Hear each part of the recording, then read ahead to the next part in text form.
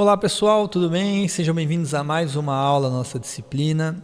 E agora a gente começa a falar sobre fontes de capital próprio e vamos começar pelo maior e mais comum fonte de capital próprio, que é a emissão de ações. Então vamos ver a estrutura da nossa aula hoje.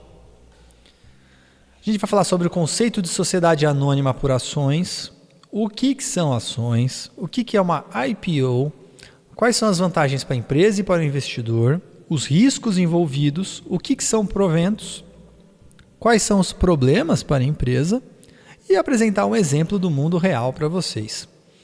E aí fechar com umas considerações finais. Então, conceito de sociedade anônima por ações. A sociedade anônima é uma forma de divisão do capital social da empresa, que ao invés de cotas vai ser dividido em ações. Por consequência, a empresa tem que ser apurado o lucro pelo regime de lucro real. Significa que a empresa tem que detalhar todos os seus ganhos e todos os seus gastos para chegar no valor exato de lucro que ela teve. Não é mais lucro presumido ou lucro simples. Então, é outra sistemática que demanda muito mais trabalho da contabilidade. A grande questão é que as ações são mais fáceis de serem negociáveis do que seriam as cotas. E a empresa indo para a Bolsa de Valores, essas ações ficam mais fáceis ainda de serem negociadas. As ações, elas dão direito à participação sobre os lucros da empresa, que vão gerar os tais dos proventos que a gente vai falar já já. E na modalidade aberta, sociedade anônima por ações aberta, que é a modalidade com ações em bolsas de valores, você tem muita exposição da empresa e diversas características bem específicas. E aí, que características específicas que eu estou falando? Primeiro, uma empresa que vai para a Bolsa de Valores é um baita do marketing. Todo mundo começa a conhecer essa empresa. Segundo, ela estando na Bolsa de Valores, com seus dados financeiros abertos, ao longo dos anos, ela vai adquirindo uma confiança no mercado financeiro, o que facilita o processo de emissão de debêntures. Porque uma empresa que já está na Bolsa, já tem ações, já tem gente que comprou a ideia, comprou as ações dessa empresa, está ali os dados financeiros da empresa, você tem uma noção de quanto ela tem de ativo, passivo, o receita dela, o lucro dela, o capital de giro dela. Quando ela emitir uma debênture, você tem uma boa noção de que barco que você está entrando e se ela tem a capacidade de pagar os juros que ela diz que vai pagar. Então ela acaba tendo um ganho até de marketing, de exposição por entrar na Bolsa de Valores. Além disso, o acionista é um tipo de sócio que é relativamente muito bom para a empresa, porque ele não enche o saco, ele não vai dar pitaco, no máximo ele participa de uma assembleia geral trimestral, semestral ou anual. E a empresa ainda detém um relativo controle. Do lado do acionista também é muito bom porque ele não tem nenhum tipo de obrigação com a empresa, ele não vai ter que pagar as contas da empresa, os impostos, as obrigações trabalhistas, nada disso. Então é uma relação muito diferente. Então, todas essas são as características bem específicas da sociedade anônima por ações. E o que são ações? Vamos ver aqui. As ações são pedacinhos da empresa. Então a empresa pega o capital social dela e divide em um monte de pedacinhos e vende na Bolsa de Valores. Quando você compra então uma ação, você está comprando um pedaço dessa empresa, se tornando sócio desse empreendimento. Isso permite para a empresa a captação de grandes quantidades de dinheiro e, para os acionistas, eles têm direitos sobre os lucros da empresa, mas não vão ter as obrigações tributárias, trabalhistas e assim por diante. Por fim, os proventos que a empresa vai pagar para os seus acionistas, dependendo da modalidade escolhida, podem ser deduzidos dos impostos que a empresa paga. E como é que uma empresa se torna uma SA por ações aberta? Ela tem que passar por um processo chamado IPO, em inglês, oferta primária de ações. Significa que ela vai publicamente fazer uma oferta primária e se abrir para o mercado. Então, primeiro ela vai passar por uma série de procedimentos de auditoria e análise, vai fazer um negócio chamado de due diligence, onde ela vai avaliar as contas dela dos últimos 3 a 5 anos, ver se os dados contábeis e financeiros dela estão certinho, vendo se bate com a realidade, se não tem nenhum tipo de fraude.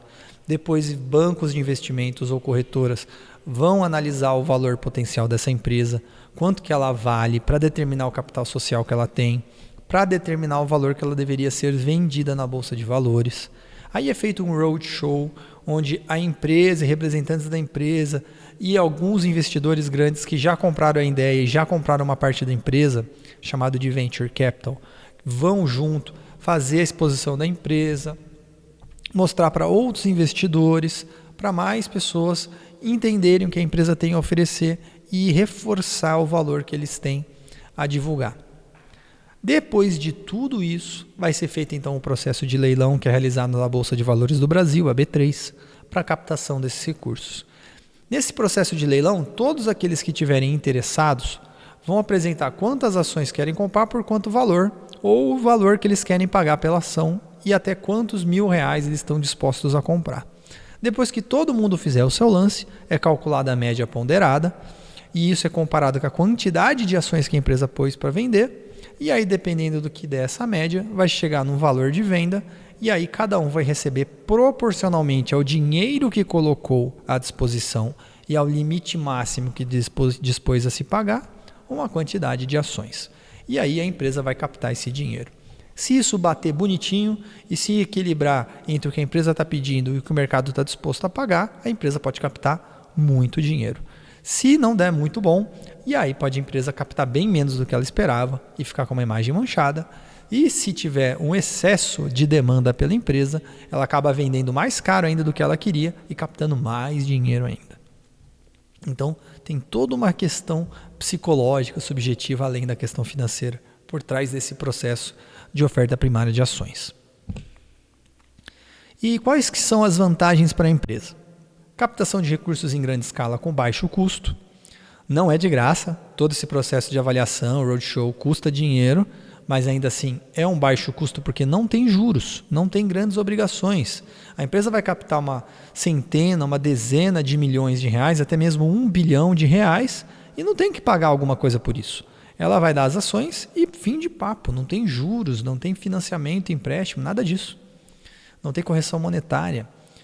Agora, ela vai abdicar de parte do lucro, porque a partir de agora ela não é mais dona de si mesma, ela não é 100% dona dela. Parte dela tem outros donos, tem outros sócios, e esses sócios têm direito à parte do lucro da empresa. Porém, nas negociações, nas assembleias, esse valor também até que pode ser negociado a curto e médio prazo para utilização pela própria empresa para expansão e investimentos, que são as reservas que a empresa pode fazer. Além disso, ao se tornar uma empresa SA, a empresa tem que se tornar mais transparente. Tem a evidenciação, que é a questão do marketing que eu falei, mas essa transparência financeira acaba sendo boa até mesmo para a própria empresa, que vai aumentar o seu profissionalismo e a sua governança corporativa. Vai reduzir conflitos de interesse internos que a empresa possa ter. Já para o investidor, a vantagem é o investimento indireto em grandes empreendimentos. Imagina, você pode ser sócio de um McDonald's, de uma Coca-Cola, de uma GM, e você vai ter participação sobre os lucros desses empreendimentos. E essa participação sobre os lucros tem baixa tributação, dependendo da situação tem até isenção tributária. E tem muitas poucas obrigações por parte da empresa com relação ao acionista. O acionista não tem que pagar imposto, não tem que pagar o salário dos funcionários. A única obrigação dele, que ele até pode abdicar dessa obrigação, é participar das assembleias de votação e análise das demonstrações financeiras. Agora, quais são os riscos envolvidos? Os riscos envolvidos são todos os riscos possíveis. Por quê? Porque a gente está falando do mercado de renda variável. As ações da empresa refletem as expectativas que os investidores têm com relação às expectativas futuras daquela empresa no mercado real. Então, todos os riscos que a empresa, o empreendimento da ação está correndo, o acionista está correndo junto. A empresa pode ter prejuízo, e aí o acionista não vai receber nada. A empresa pode quebrar, aí as ações não vão valer nada. A empresa pode sofrer com algum tipo de acidente e perder valor de mercado, porque ela vai perder valor contábil também. Então, tem muitos riscos, muitas coisas podem acontecer afetando a atividade da empresa. tanto negativamente, como eu dei esses montes de exemplos, mas também pode ter efeitos positivos. E nessa possibilidade de haver efeitos positivos que abre margem para a especulação no mercado secundário e abre margem para excelentes valorizações das ações e um grande potencial de lucro. Então, é por conta desse risco que esse investimento apresenta o potencial de rentabilidade elevado que apresenta. Beleza? E o que são proventos? É o nome dado à participação sobre os lucros da empresa. De acordo de onde vier essa participação, o nome específico vai ser dado. Quando os proventos são calculados em cima do lucro líquido, eles são chamados de dividendos. Quando são calculados sobre o lucro operacional, eles são calculados sobre os juros sobre capital. Os dividendos são isentos de imposto de renda para os acionistas, porque a empresa já recolheu no lucro líquido. Os juros sobre capital, a empresa não recolhe imposto sobre esse valor, então ela reduz imposto para ela e o ônus de pagar o imposto fica para o acionista e o recolhimento é automático na fonte. Já se vier na forma de amortização, significa que a empresa vendeu alguma coisa dela, algum ativo, e em vez de reservar esse dinheiro, distribuiu esse valor para os seus acionistas, o que normalmente não é algo muito positivo. E se vier com o nome de rendimentos, é muito semelhante aos dividendos, mas não vem de empresas, vem de fundos de investimento como fundos imobiliários, por exemplo, e também podem ter isenção fiscal. E quais são os principais problemas para a empresa ao adotar a emissão de ações? Primeiro, ela vai perder parte do seu controle decisório. Uma empresa que vai virar sociedade anônima por ações não tem mais só CEO ou presidente da empresa que manda em tudo. Passa a se ter um conselho de administração, onde os acionistas que têm uma boa participação na empresa vão ter direito a voto, assim como os acionistas minoritários vão ter um representante votando nesse conselho de administração.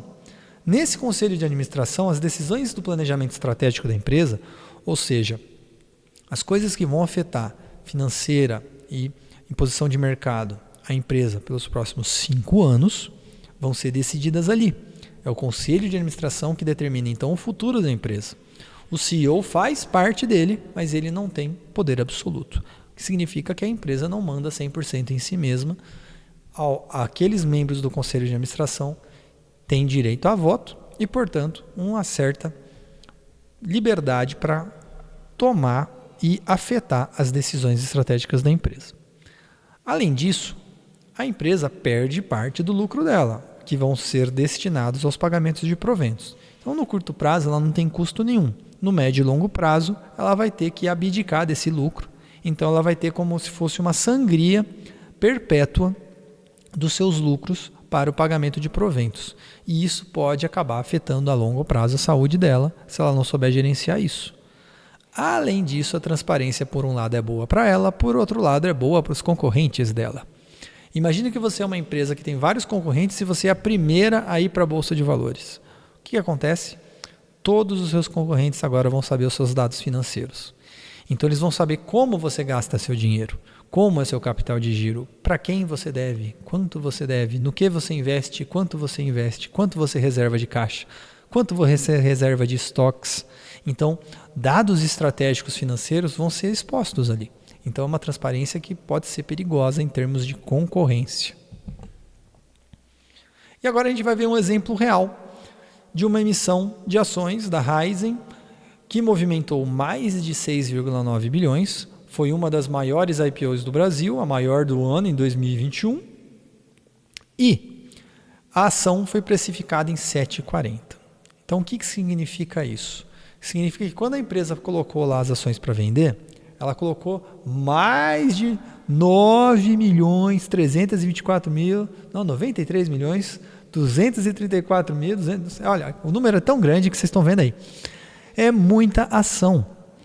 E por consequência, cada ação teve várias ofertas. E nessas ofertas teve gente que ofertou 8, gente que ofertou 9, gente que ofertou 6 e a média ponderada deu 7,40.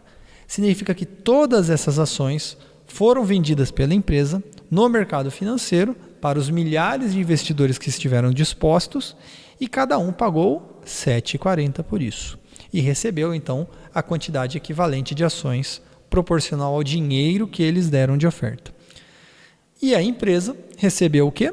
6,9 bilhões e uns trocados no seu caixa.